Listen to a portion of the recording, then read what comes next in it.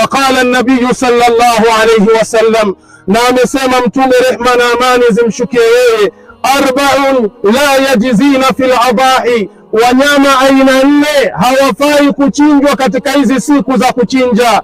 Al-awra'u al-bayyinu awruha, mnyama wa kwanza ni yule ambaye ni chongo aliyedhihirika uchongo wake.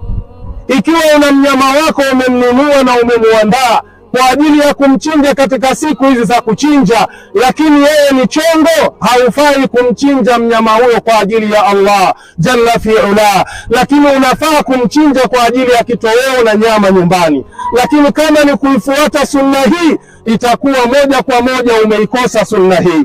Mnyama wa pili Mtume akasema, walmaridatu albayinu maradhuha, ni yule ambaye kwamba ni mgonjwa na maradhi yake yamedhihirika. Mnyama ambaye ni mgonjwa na wewe mwenyewe na mtu yeyote akimwangalia anamjua huyo mnyama ni mgonjwa, katika hii siku ya kuchinja hafai kuchinjwa.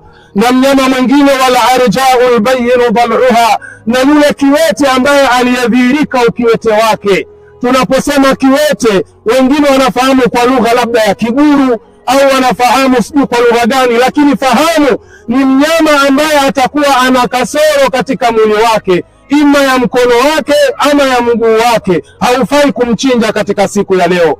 Wala ajfa'u allati la tunqi, na yule mnyama ambaye ni dhaifu, aliyekonda, ambaye hana hata mafuta ya kumfanya atembee, pia mnyama yule hufai kumchinja katika siku ya kuchinja.